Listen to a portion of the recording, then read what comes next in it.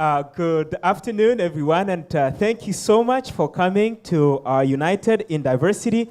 We are very glad that you have joined us again on another show when we are traveling to Indonesia.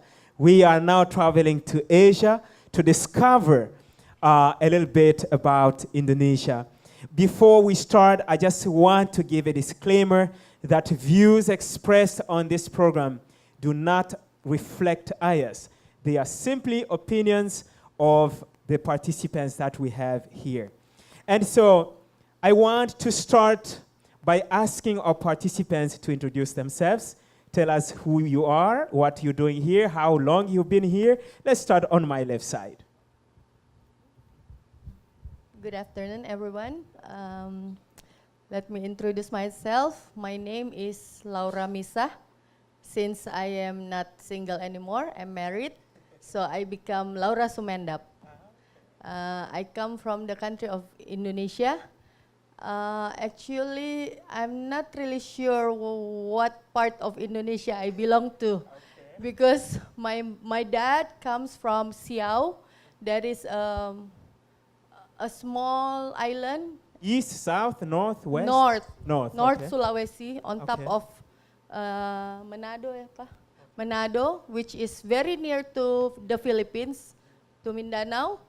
And my mom, she is half Chinese.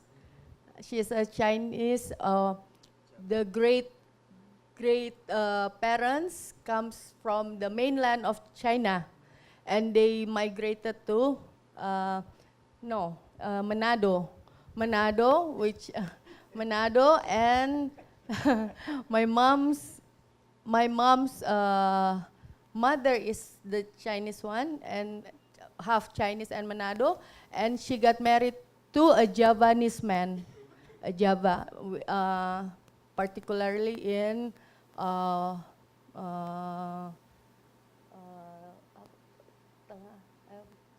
Central Java.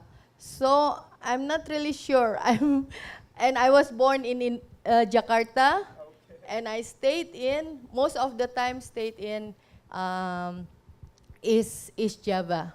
So I've been here for quite some times, but this time it's almost 4 years.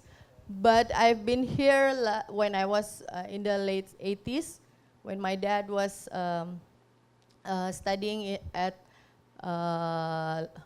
IAS, which is in PUC campus. And then when my dad was also working in the SSD, and I came here again. So most of my my lifetime is in the Philippines. Very good, very good. Thank you very much, and welcome to our show, Dr. Laura. Let's go to Mr. Sumendap. Hello, good afternoon, everyone. Thank you so much for inviting me, Dr. Wambaleka. My name is Bruce Sumendap. I'm here in IAS. I'm connected with the Public Relations Department, and we started our work here when we moved in 2013. So it's almost four years now. But actually, I have spent more than 15 years of my life here. I spent my childhood years here in the Philippines. Then I finished my schooling. I went back to Indonesia, served a few years, got married, and came back here. So, but still, I was born in Indonesia, and I come from Manado, North Sulawesi. But I started my work in West Java, which is the western part of Indonesia. Very good, very good. Welcome to our program. Let's see, a handsome young man here. Tell us who you are. Hello, happy Sabbath, everyone. My name is Johannes Peruntu. Like Dr. and Mrs. Sumendap, I've also not really been growing up in Indonesia. So I grew up in the States mostly, and so I'm a third culture person. I think I've spent a total of 8 years of my life in Indonesia out of the 28. And I've been in the Philippines since 2012. And then so before that, I was in the States for about 14 years. Wow. And as you have noticed in this group that we have here, This is what I call Indonesia diaspora. And so what we're going to learn today is something Indonesian, but looked at from the perspective of people who have lived most of their life outside.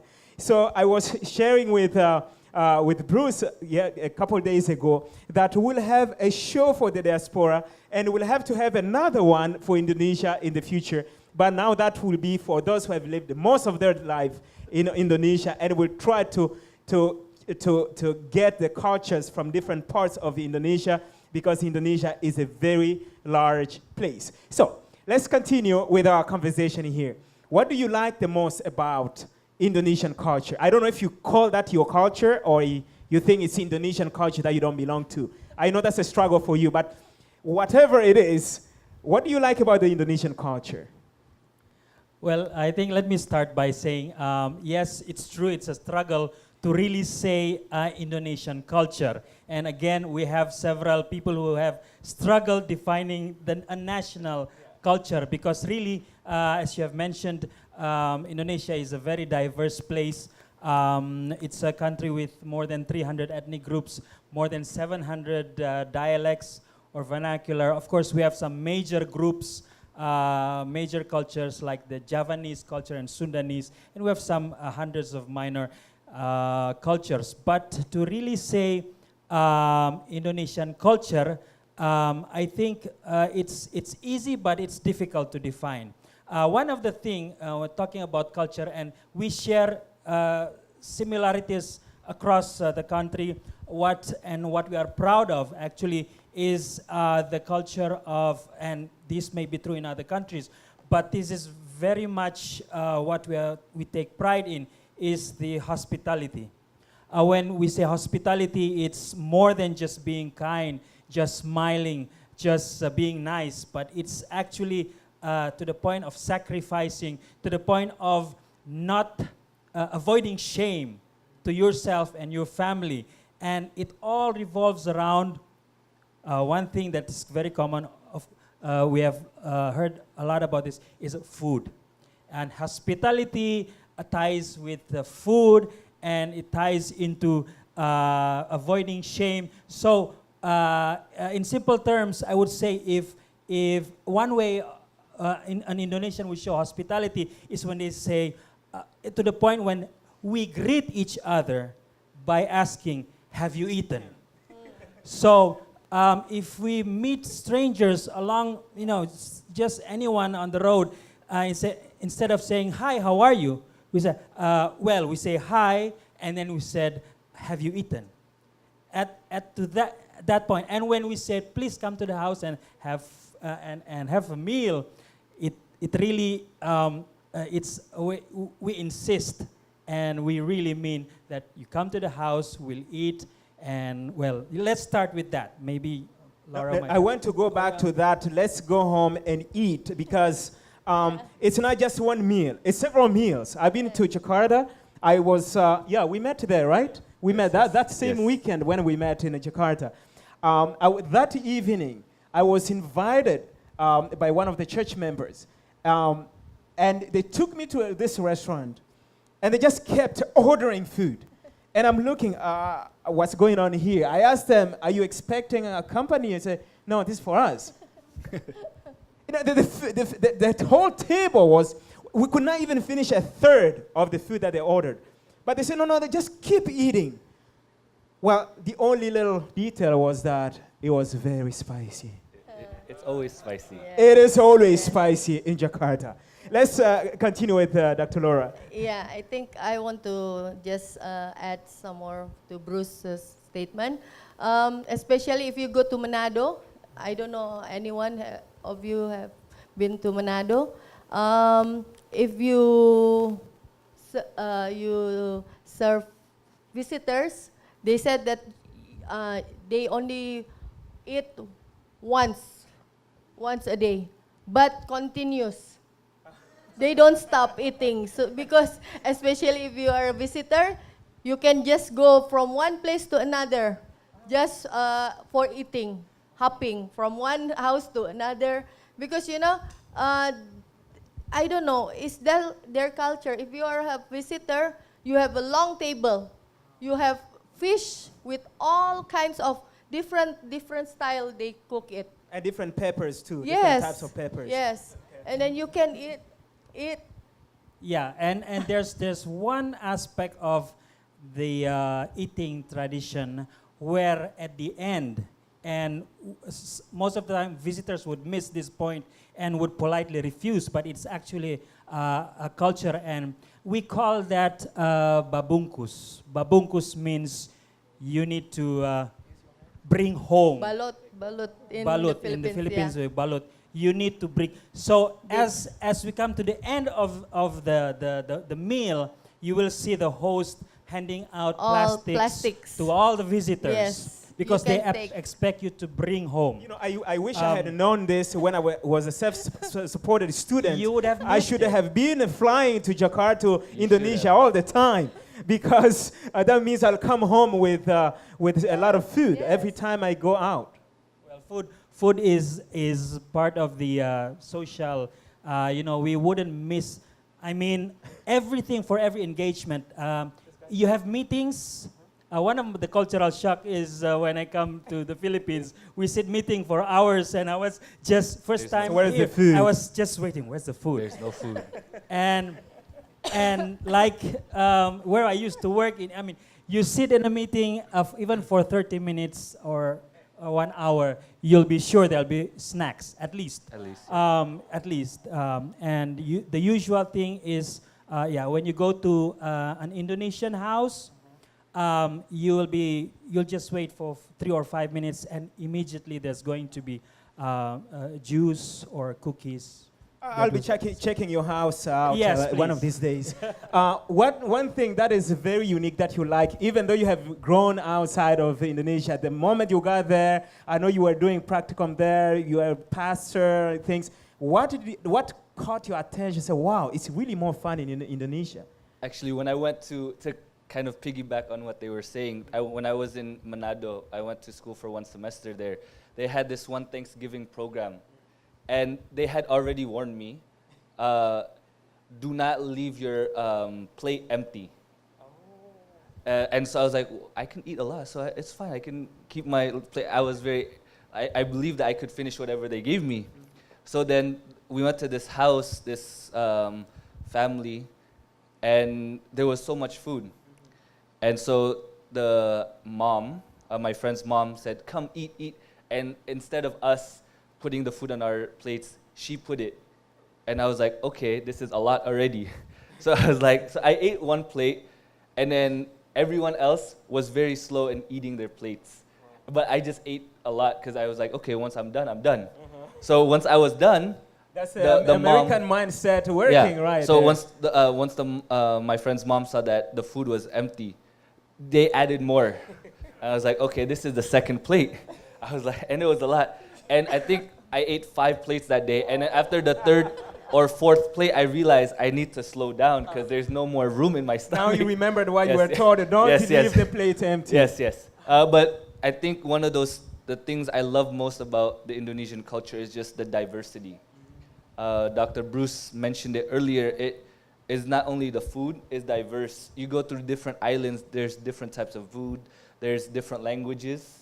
I think, and even for me, I can speak about 3 different dialects. And even though I'm not good at it, but I can understand a lot of different dialects. And I don't know how many languages there are in Indonesia, but an average person can understand at least 2, the national language or their provincial language. And also the people. It's a very colorful people. You can go from light skin to dark skin people and then everything in between. And so diversity is really one of those things in Indonesia that is transparent. You can see it everywhere. Nice. Very good. Let's go to another question. Looking back at Indonesia, and now you're here in the Philippines, you are at IS. What is something that you see being done here that is like, no, in Indonesia, this might actually land you in trouble? I think that the Indonesian culture really focus on like respecting to elders. Like when they greet a person, You don't just greet or you call them by names. Because, you know, even though I am younger than Dr. Sarfari, then I have to add to his name is like Mas or older brother or older sister Mbak. What if you don't know his age? You can see from his, yeah. Okay. It has to be evident. Yes, but okay. even though you are much younger than that person, you still have to no. Even though I'm older than you, for example, but in respect, I have to call you by Mas. Mas means older, or Mbak means in Javanese, yeah. Not like here, yeah. Maybe just like in the Philippines, you call them by ate or kuya. It's yeah, politeness like. This is a message especially for those of us who come from the Western countries. It is a common thing to be called by first name, hey John, hi, and so on. But here in the East, especially here in Asia, it's very intricate, and we cannot ignore that. We cannot say, well, you know, where I come from, you can just call me John, or just call me Mary. Yeah. If the student is struggling to call you Joy, please allow them to call you Dr. Cruz. Don't force them because they will not feel comfortable. Yeah. I have tried this a number of times, and students struggle to call me Safari. They can call me Safari when I'm not there, I believe. But on my face, those who come from the East, it's just hard. It's hard because part of the culture is a culture of respect. I'm not saying that Western cultures are not respect, but the way they show respect, one of the ways where they show respect is to add some kind of word in front of the name. We talked about this in another show. In some African countries, mothers will not, if you have a child, most people do not know your name if you're a woman. They will always say Mama and then the name of your child. Mama John, meaning the mother of John. And everybody will know you as the mother of John. This is how, for example, some of us when we were kids, what's the name of your mother? You know, I never knew the name of my mother until I was like already in school. No, what's the name of a mother? Mommy. What's the name of your dad? Daddy. That's it. Even the children didn't know this. And is it wrong? No. That's how they show respect. On the other side, for those of us who come from the East, when we go to the West, we need to find ways to adjust and be comfortable with the culture in the West. Yes, you wanted to add something else. Let me add something more. Like in Batak culture, in Batak, where is in Sumatra, you cannot call them by the first name. It should be by their surname. Like, for example, Wambaleka. Oh. So it's more polite than calling him Safari. But the thing is that there are 4 Wambalekas on this campus. So it doesn't which matter. one? If we say, no, Wambaleka took my book, I need to fight him. No. Somebody may fight my son. No, it's different. For example, like, do you know Yohanes Sinaga? Yeah, Sinaga is from Batak. So you don't call him Yohanes, but you have to call him Sinaga. But in Manado, in his side, it's very unpolite to call them by surname. Oh, wow. And this is the same country. Yes, the same country. Interesting. So Very be careful when you are really, you have to know where they come from. Wow. Like, are they from Batak or from Manado or from Java? It's different. Wow. Let's take him. That goes back to the diversity issue. Because even though it's one country, there's so many different cultures that are here. And for me, when I first met you, and I think we had a conversation one time, I don't know what to call you. Yeah. I don't know how to address you. And then I think you said, just call me that dude.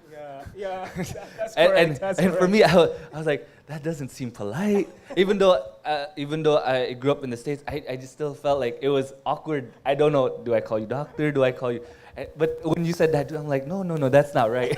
And so it's one of those things. But I think what happened there was that I kind of broke the ice that you felt, you know, I broke the barrier that would have easily Yeah, yeah. developed if I told you, please call me Dr. Wambaleka. Yeah. That's true. I think that would have been a different result Yes. than what I said. Just call me, hey, dude. Yeah. You felt like, okay, this person must be a very friendly person. It's true. It And creates especially that different- you had told me that you were from the United States. So Yeah. I knew that you might be a little bit more comfortable with that. I wouldn't tell Pei Sung, my student from China, to call me, hey, dude, because he would probably have a heart attack with that. But I knew from your cultural background that you will probably say, okay, this fellow is Yes. funny, and he's just trying to it, get it- connected it with me. depends. It's kind of difficult also here in IS Yeah, because yeah. you have to adjust to so many cultures. Yes. And yes, while at the yes. same time keeping Yes. your own culture. That's correct. That's and, correct. And so that's that, correct. I think this question is kind of difficult to answer Yeah. in certain aspects Yeah, yeah. because so many people have different cultures. And Yeah. someone like me that struggle internally with an individualistic culture from the Western side and then a collectivistic culture the East. from the East. Yes. And every single day there's an internal That tension. in my own life. That's correct. That's correct. Let's go back to Sir Bruce here. Let me add a little about what is acceptable and what is not acceptable.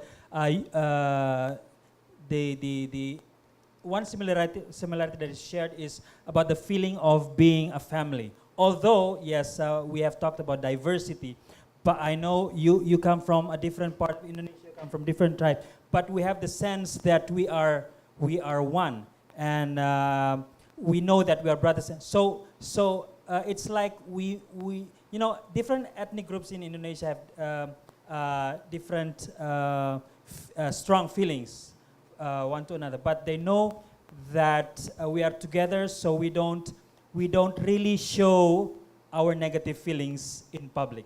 So even if we disagree, even if we want to confront as much as we want to portray disappointment, we tend to avoid strong feelings or negative feelings. We tend to just smile, and it might even mean that we're hiding our feelings. But for most of Indonesians, it's better to hide the feelings than showing strong feelings and being ashamed. We shame ourselves when we show confrontation, when we show negative feelings. It means that it's a shame. That takes us to the next question. What is it, an incident that you can remember that you have had either here at IS or here in the Philippines that was related to cultural misunderstanding? Okay, Yeah. let me start. Let's talk about something relating to time and punctuality. I know we have discussed this in many occasions, and I think this show have discussed punctuality in the Indonesian culture it's admired, but not really valued in a way that if you come a little bit late, people are more understanding.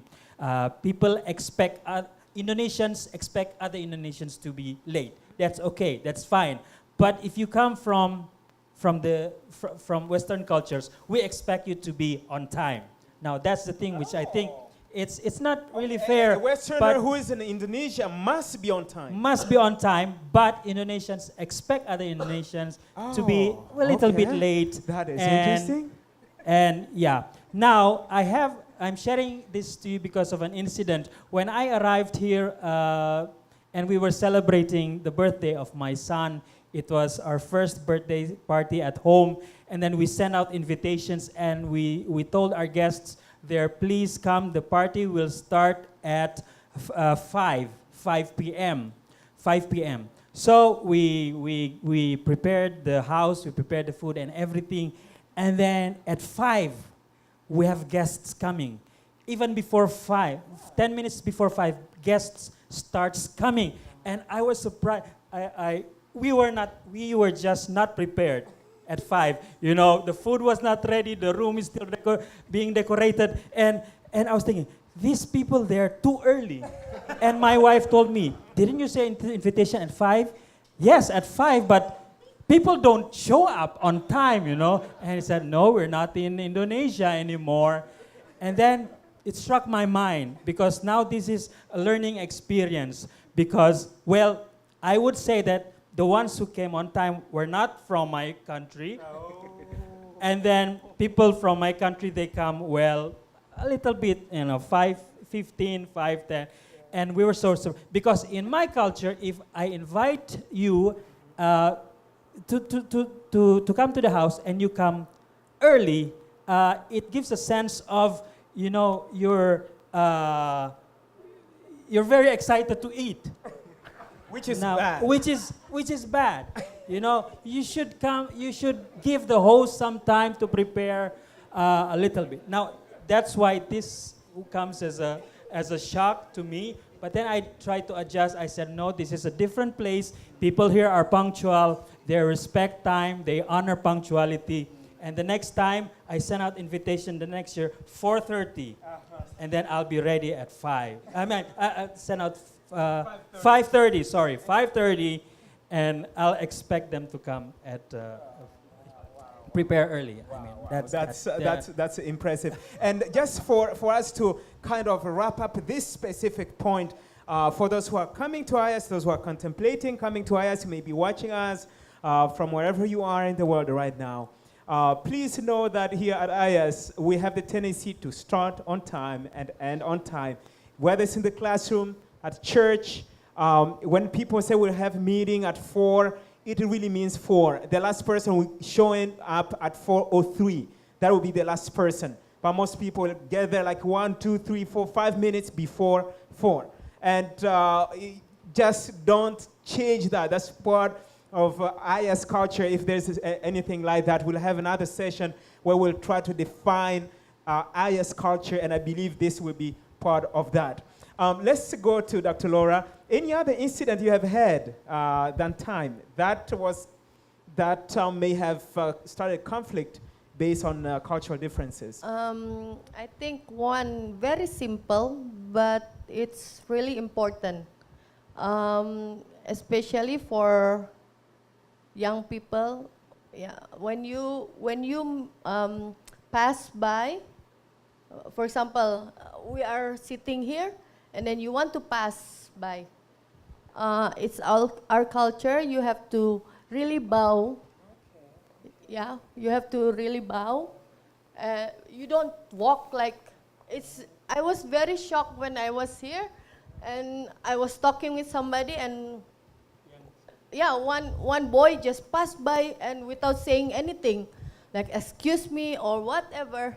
So I was really shocked. I said, oh, in my country especially, since we are very small, we are trained to really respect not only elderly, anybody. Especially when you pass by, you have to really bow.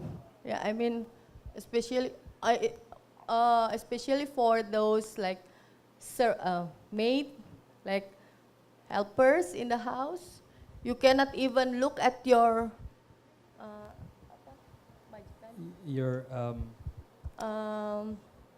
what they call that? Lord? Sir, the masters of the house, you cannot look at the face. When you talk, you really have to bow down.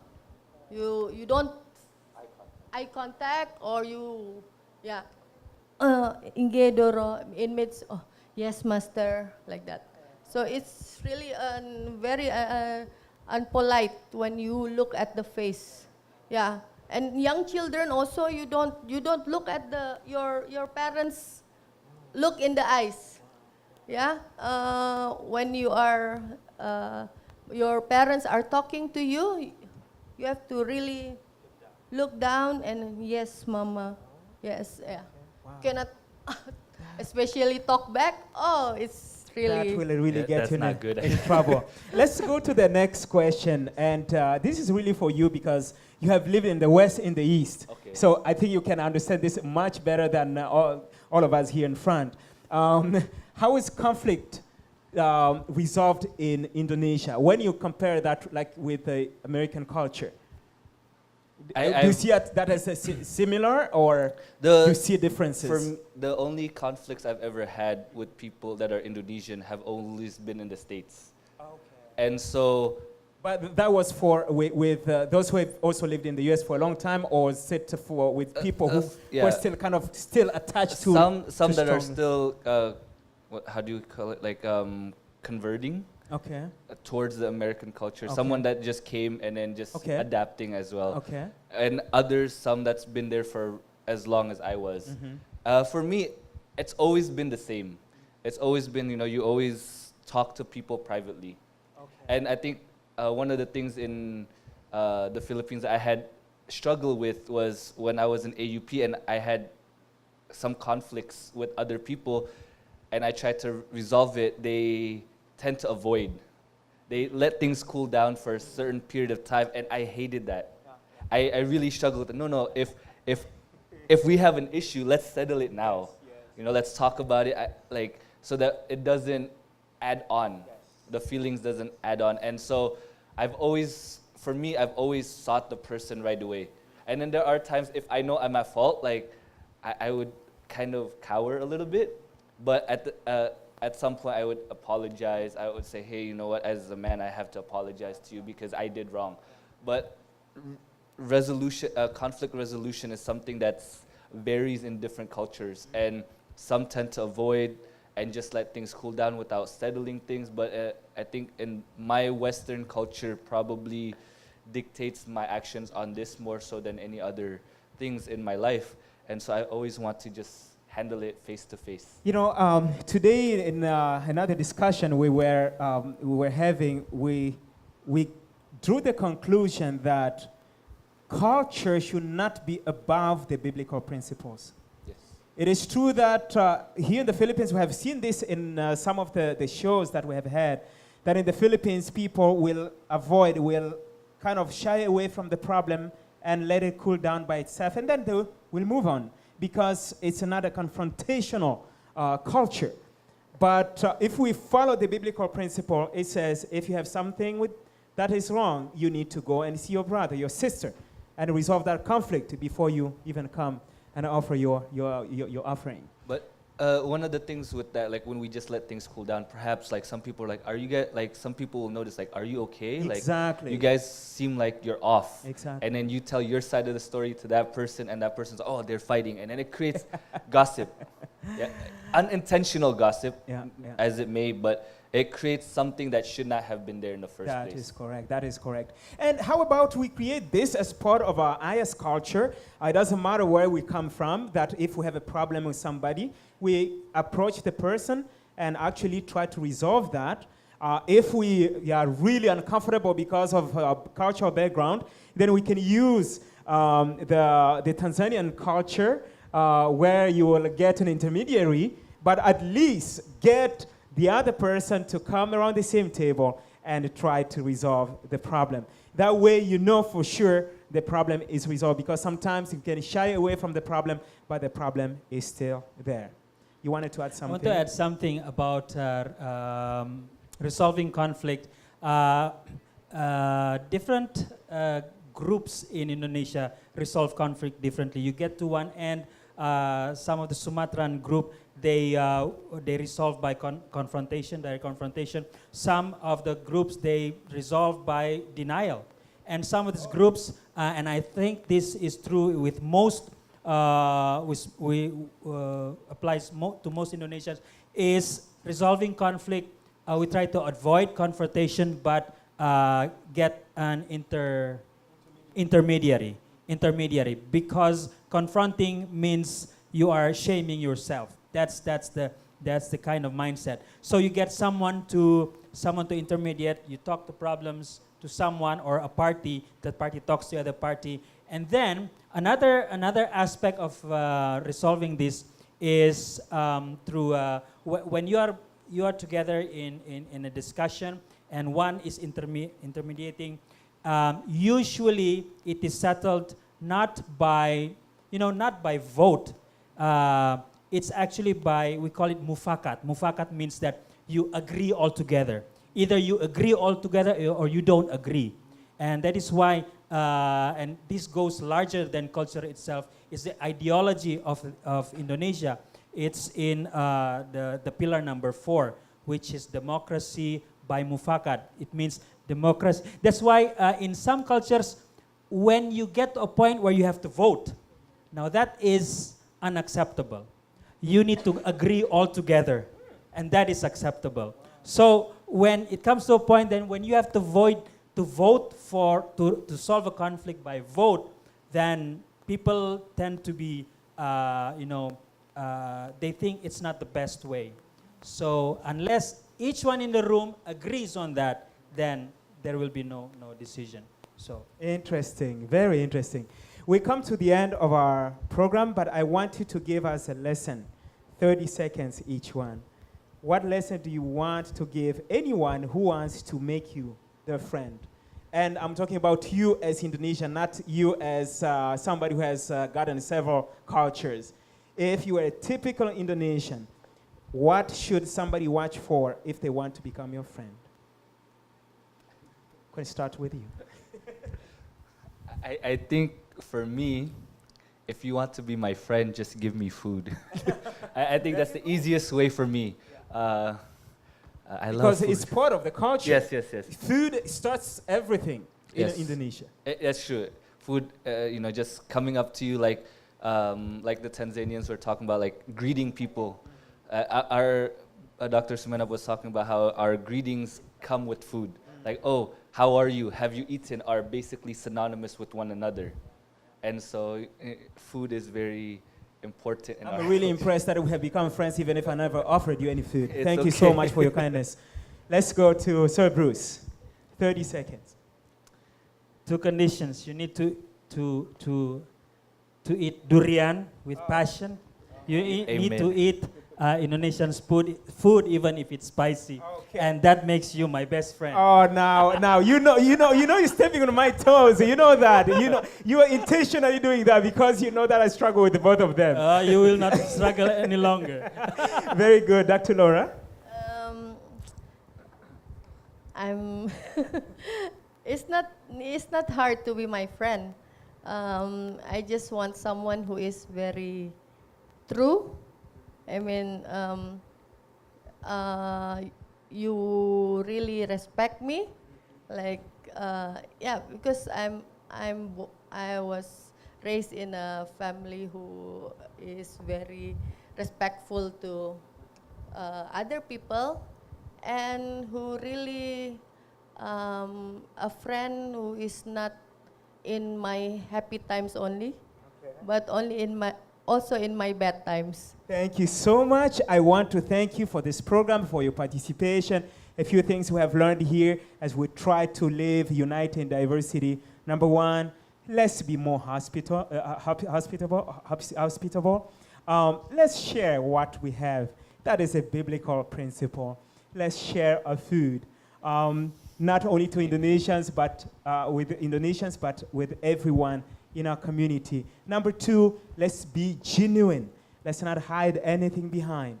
Whatever people see on the face should be exactly what is happening in our heart. And number three, let us respect one another, because the language of respect, anyone will feel valued, everyone will feel human, and everyone will really remain united in diversity. Thank you so much. And if you have questions for our viewers online or on the videos, please write to us, united@ias.edu. Again, the email address is united@ias.edu. Until we meet again, we pray and hope and wish that you will stay united in diversity. Thank you.